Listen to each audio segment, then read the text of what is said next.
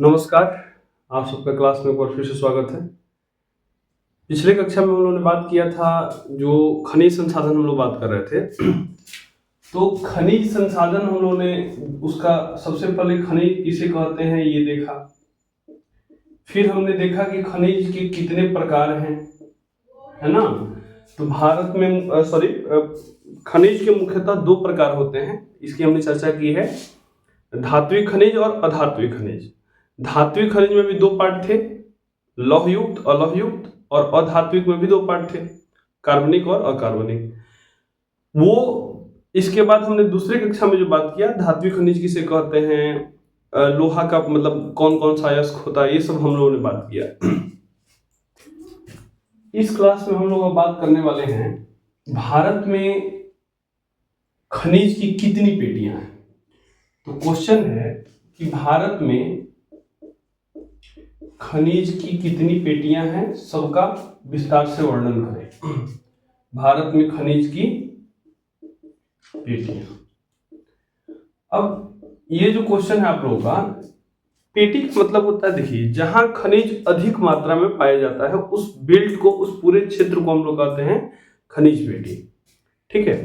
अब आपको भारत का थोड़ा सा नक्शा याद होगा, आप लोगों ने 9th में पढ़ रखा है थोड़ा सा, या नहीं भी पढ़ रखा तो एटलस तो लेकर के बैठे ही होंगे ज्योग्राफी क्लास करने।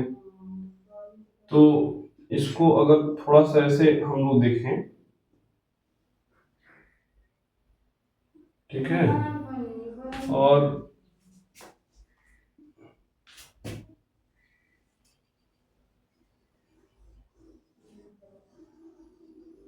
मान लीजिए थोड़ा सा हमारा लगभग ये हमारा भारत हो गया।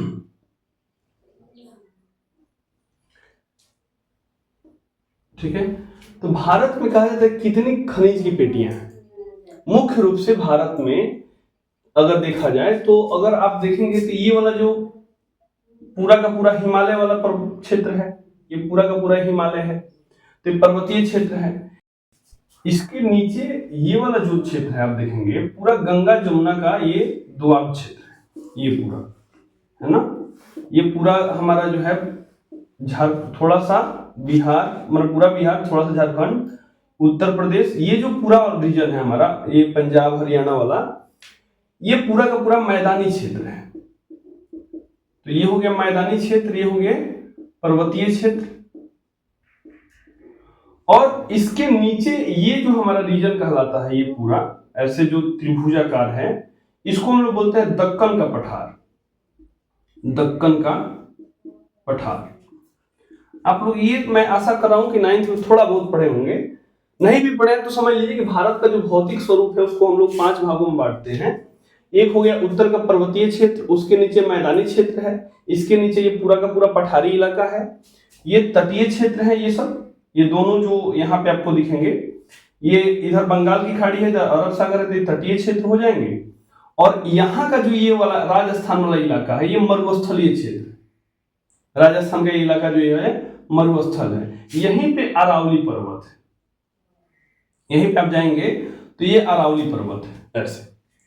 तो अरावली पर्वत वाला जो रीजन है इसमें थोड़ा बहुत खनिज मिलता है। तो अब हम लोग देखेंगे क्या, भारत में खनिज की पेटी। तो भारत में मुख्य रूप से खनिज की अगर पेटी देखेंगे तो 3 ही है। एक तो ये अरावली वाला रीजन है, ये वाला, ठीक है। दूसरा जो रीजन है ये वाला है, ये वाला क्षेत्र। आप अगर देखेंगे तो ये झारखंड, उड़ीसा, मध्य प्रदेश का थोड़ा सा इलाका, इधर आप पश्चिम बंगाल ले लीजिए, मतलब नागपुर का पठार, उड़ीसा का पठार, दंडकारण्य का पठार, ये सब जो पठारी क्षेत्र है जिसको मध्यवर्ती उच्च भूमि हम लोग बोलते हैं। तो ये वाला जो रीजन है, एक ये वाला रीजन हो गया भारत में, बहुत सारी खनिज की पेटियां यहाँ पे हैं। और जिसमें हम लोग अगर थोड़ा सा देखें तो ये छत्तीसगढ़ भी मिला सकते हैं। तो ये हमारा हो गया, एक ये क्षेत्र हो गया, एक ये क्षेत्र हो गया, और एक थोड़ा सा जो हमारा दक्षिण भारत है, तो इसमें आप देखेंगे मतलब गोवा, कर्नाटक, केरल पकड़े हुए, गोवा, कर्नाटक, केरल, तमिलनाडु का क्षेत्र, और थोड़ा सा आंध्र प्रदेश वाला क्षेत्र। गोवा, कर्नाटक, केरल, आंध्र प्रदेश और ये तमिलनाडु। तो ये हमारा एक क्षेत्र है। मतलब अगर पूर्ण रूप से देखा जाए तो भारत में मुख्य रूप से 3 ही प्रकार की खनिज पेटियां पाई जाती हैं। एक जो है ये वाला बेल्ट है, एक ये वाला है और एक ये वाला है। 3 ही क्षेत्र है हमारे पास। तो अब इसी को हम लोग क्या अब नाम क्या देते हैं, देखिए अब ये जो है उत्तर है और ये पूरब है, तो इसको हम लोग बोलते हैं उत्तर पूर्वी पठारी क्षेत्र। उत्तर पूर्वी पठारी क्षेत्र, ठीक है, इसको हम लोग उत्तर पूर्वी पठारी क्षेत्र बोलते हैं। इसको हम लोग बोलते हैं उत्तर और पश्चिम, ठीक है, ये भारत का उत्तरी भाग है और ये पश्चिम भाग है। तो इसको जो अरावली पर्वत वाला रीजन है, गुजरात वाला, राजस्थान वाला थोड़ा सा, तो इस वाले क्षेत्र को हम लोग बोलते हैं, यहाँ पे मैं लिख देता हूं बिठा करके थोड़ा सा, ये आप लोगों के कॉपी में होना चाहिए कि हम जब ये आप अगर मैप बना करके आप दिखा सके तो और अच्छा है। तो इसको हम लोग बोलते हैं उत्तर पश्चिमी क्षेत्र, उत्तर पश्चिमी क्षेत्र, ठीक है। और एक जो है हमारा दक्षिण पश्चिमी है ना, कि एक तो दक्षिण में है थोड़ा सा पश्चिम में, तो इसको दक्षिण पश्चिमी क्षेत्र बोला जाता है। दक्षिण पश्चिमी, इसमें बाबा बुदन की पहाड़ी, ये जो थोड़ा दंडक दक्कन का पठार, ये सब वाला क्षेत्र आ जाएगा। दक्षिण पश्चिमी पठारी क्षेत्र, पठारी क्षेत्र। अब आपसे अगर पूछे भारत में खनिज की कितनी पेटियां हैं, तो भारत में मुख्य रूप से खनिज की 3 ही पेटियां हैं। एक उत्तर पूर्वी क्षेत्र, एक उत्तर पूर्वी क्षेत्र, उत्तर पश्चिमी क्षेत्र और दक्षिण पश्चिमी पठारी क्षेत्र। ये 3 क्षेत्र हो गए। इसी क्षेत्रों में ही मुख्य रूप से भारत की पूरी की पूरी ये खनिज पेटियां हैं, मतलब पूरा खनिज यहीं से निकाला जाता है। अधिकांश रूप में, थोड़ी बहुत तो हर एक जगह मिलती है, भारत के हर एक क्षेत्र में कहीं ना कहीं कोई ना कोई खनिज जो है मिल जाएगा। लेकिन अब इन्हीं तीनों के बारे में हम लोग को लिख लेना है और इसका मानचित्र बना के दिखा देना है, ठीक है। तो क्वेश्चन लिखिए, भारत में खनिज की कितनी पेटियां हैं, भारत में खनिज की कितनी पेटियां हैं, सबकी व्याख्या करें या उनकी व्याख्या करें, ठीक है। अब इसमें आंसर हम लोग लिख रहे हैं, ठीक है। तो अब आंसर लिखिए, आप लिखिए, भारत के भौतिक स्वरूप में विभिन्नता होने के कारण, भारत के भौतिक स्वरूप में विभिन्नता होने के कारण, भौतिक स्वरूप में विभिन्नता का मतलब क्या है कि इधर पर्वतीय क्षेत्र है, इधर मैदानी क्षेत्र है, मरुस्थलीय क्षेत्र है, पठारी क्षेत्र है, तो ये जो है उसका स्वरूप जो है थोड़ा अलग अलग है, तो इसीलिए खनिजों के वितरण में भी हमें असमानता मिलती है। तो लिखिए, भारत के भौतिक स्वरूप में विभिन्नता के कारण खनिजों के वितरण में भी असमानता मिलती है। खनिजों के वितरण में भी असमानता देखने को मिलती है। जहां उत्तर भारत के मैदानी क्षेत्र खनिजों से विपन्न है, विपन्न मतलब होता है गरीब, मतलब इस क्षेत्र में खनिज नहीं है। विपन्न मतलब होता है गरीब, लिख लीजिए, विपन्न। और संपन्न मतलब होता है धनी। तो जहां उत्तर भारत के मैदानी क्षेत्र खनिजों से विपन्न है, वहीं दक्कन का पठारी क्षेत्र खनिजों के मामले में, दक्कन के पठारी क्षेत्र खनिजों के मामले में संपन्न, खनिजों के मामले में संपन्न है। फिर भी भारत में 3 प्रकार की खनिज पेटियां हैं। फिर भी देश में या भारत में 3 खनिज की पेटियां हैं, 3 प्रकार की मत लिखना, 3 खनिज की पेटियां हैं जो निम्नलिखित हैं। अब आपने क्या किया, जो निम्नलिखित है, अब निम्नलिखित है तो जहां निम्नलिखित है आया होगा वहां पे ऐसे डैश दे दीजिए, उसके नीचे 1 नंबर दे करके आप कहीं से भी शुरू कर सकते हैं। तो हम लोग शुरू करेंगे उत्तर पूर्वी पठारी क्षेत्र। तो अब क्या कीजिए, आप उत्तर पूर्वी पठारी क्षेत्र लिख करके डैश दे दीजिए और ऐसे अंडरलाइन कर दीजिए, उत्तर पूर्वी पठारी क्षेत्र लिख करके डैश दे दीजिए और इसको अंडरलाइन कर दीजिए। अब लिखिए इस क्षेत्र में मैंने आपको बताया यहाँ पे पूरा झारखंड का जो छोटा नागपुर का पठार है, उड़ीसा का पठार है, जो दंडकारण्य का पठारी क्षेत्र है, तो ये वाला जो क्षेत्र है इसमें आते हैं। लिखिए इस क्षेत्र में छोटा नागपुर का पठार, ब्रैकेट में आप चाहें तो लिख सकते हैं झारखंड में है छोटा नागपुर का पठार, छोटा नागपुर का पठार, ओडिशा का पठार, कॉमा छत्तीसगढ़ का पठार। मैंने बताया कि इधर छत्तीसगढ़ है, थोड़ा सा जस्ट ओडिशा के नीचे, ओडिशा का पठार, छत्तीसगढ़ का पठार, और पूर्वी आंध्र प्रदेश के क्षेत्र शामिल हैं, और पूर्वी आंध्र प्रदेश, अब आंध्र प्रदेश जस्ट इसके ऊपर है।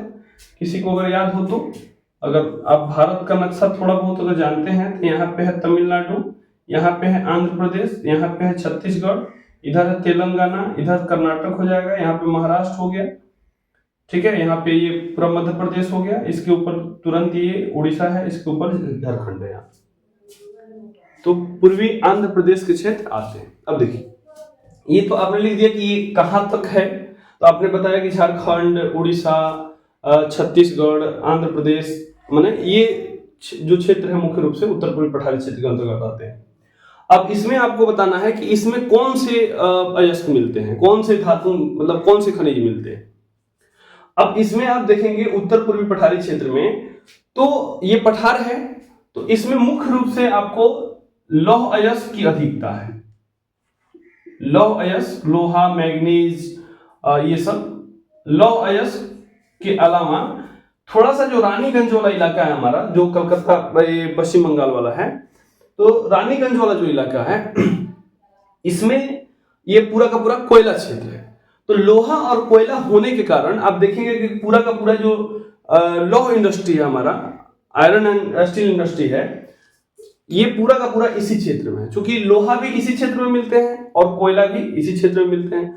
तो अब जब हम यहाँ से जो खनिज संसाधन पढ़ेंगे, खनिज संसाधन के पढ़ने के बाद हम पढ़ेंगे आपको निर्माण उद्योग। तो निर्माण उद्योग मतलब उद्योग धंधे, जब अब मान लीजिए कि लौह अयस्क जहां मिलेगा वहीं पे इंडस्ट्री लगाई जाएंगी, उद्योग धंधे लगाए जाएंगे, फैक्ट्रियां खोली जाएंगी। तो ज्यादातर जो है लौह अयस्क की फैक्ट्रियां इसी क्षेत्र में है।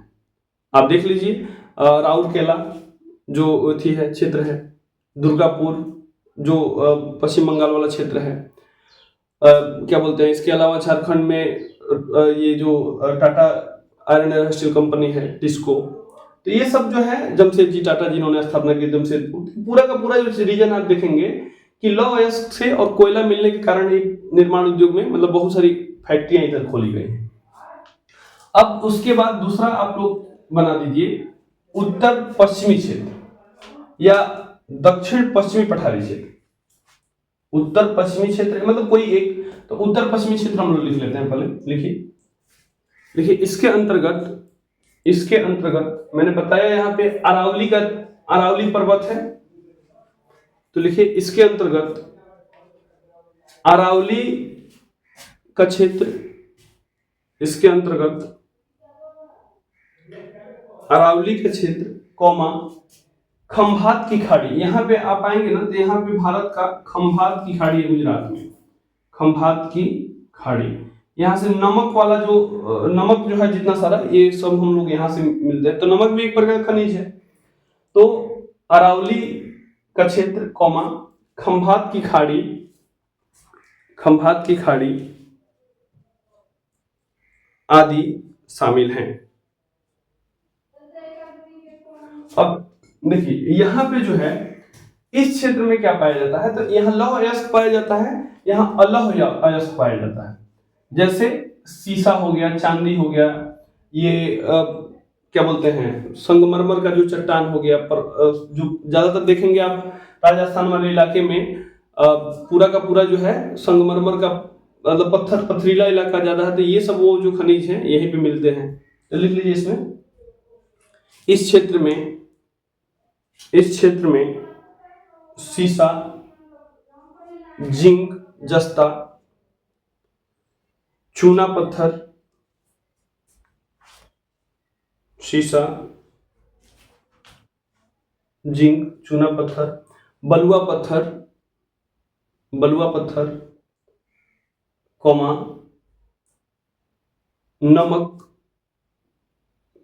नमक आदि खनिज मिलते हैं या पाए जाते हैं। आदि खनिज पाए जाते हैं। जो मुल्तानी मिट्टी हम लोग चेहरे में लगाते हैं वो भी मुल्तानी मिट्टी लगभग इसी क्षेत्र में है। अब ये तो हो गया। अब तीसरा जो हमारा क्षेत्र है दक्षिण पश्चिमी पठारी क्षेत्र। तो दक्षिण पश्चिमी जो पठारी क्षेत्र है, अब इस तीसरा नंबर लिख के ऐसे ही डैश दे दिए, दक्षिण पश्चिमी पठारी क्षेत्र। किसी दो को व्याख्या कर देना है। मतलब एग्जाम में ऐसे तो तीनों नहीं पूछता है, लेकिन हाँ पूछ देगा कि भारत में कितनी खनिज पेटियां हैं, किसी दो का वर्णन करें। तो किसी दो का आपको, जिसका हम तीनों लिखवा रहे हैं, आपको जो अच्छा लगे। तीसरा लिख लीजिए दक्षिण पश्चिमी पठारी क्षेत्र। लिखिए इसके अंतर्गत दक्षिण पश्चिमी पठारी क्षेत्र डैश देके लिखिए, इसके अंतर्गत कर्नाटक, गोवा, केरल तथा आंध्र प्रदेश व तमिलनाडु के क्षेत्र आते हैं। आंध्र प्रदेश व तमिलनाडु के क्षेत्र आते हैं। अब जो आप अगर केजीएफ मूवी देखे होंगे तो ये पूरा का पूरा जो क्षेत्र है कर्नाटक वाला, तो सोना की बहुत सारी, जो हमारे भारत में सोना की मतलब खाने हैं वो केवल कर्नाटक तक है। तो ये जो हमारा दक्कन का पठार है, लावा पठार है, इसमें कोयला नहीं मिलता है, ये ध्यान रखिएगा। एक नेवेली का क्षेत्र अगर छोड़ दिया जाए तो कोयला का लगभग अभाव है इस क्षेत्र में। तो ज्यादातर यहाँ इस क्षेत्र में मतलब सोना हो गया, तांबा हो गया, हीरा हो गया, सॉरी हीरा नहीं, सोना हो गया, तांबा हो गया, ये सब क्षेत्र, ये सब जो खनिज हैं ये ज्यादा मिलते हैं। ठीक है, तो लिख लीजिए इसमें, लेकिन ध्यान रखिएगा कोयला का अभाव है इस क्षेत्र में। तो लिख लीजिए इस क्षेत्र में कोयला का अभाव है, परंतु इस क्षेत्र में कोयला का अभाव है, परंतु लौह अयस्क, सोना, चांदी आदि खनिजों की उपलब्धता है। तो एक क्वेश्चन हम लोगों ने अभी किया, मैंने बताया भारत में खनिज की कितनी पेटियां हैं। तो भारत में मुख्य रूप से खनिज की 3 पेटियां हैं। उत्तर पश्चिमी का क्षेत्र, ये उत्तर पूर्वी पठारी क्षेत्र, और दक्षिण पश्चिमी पठारी क्षेत्र। इसमें कौन कौन से क्षेत्र आते हैं, इसमें कौन कौन से क्षेत्र आते हैं, कौन कौन से खनिज मिलते हैं, इसमें कौन कौन से क्षेत्र आते हैं, कौन कौन से खनिज मिलते हैं। इसी को हम लोग कर देंगे एक, अगर चाहते हैं आप तो इस मैप को भी उतार लीजिए। केवल ये दक्कन का पठार मत लीजिए, एक ये घेर लीजिएगा, एक इधर घेर लीजिएगा, एक इधर घेर दीजिएगा। भारत का मानचित्र बना करके यहाँ पे लिख दीजिएगा उत्तर पूर्वी पठारी क्षेत्र। तो इससे क्या होता है कि एग्जामिनर पे एक पॉजिटिव इंपैक्ट पड़ता है, और वो आपके मैप को देख करके लगेगा कि हाँ बच्चा पढ़ा हुआ है और वो उत्तर दे सकता है। ठीक है, तो चलिए अगले क्लास में मिलते हैं, तब तक के लिए बहुत बहुत धन्यवाद।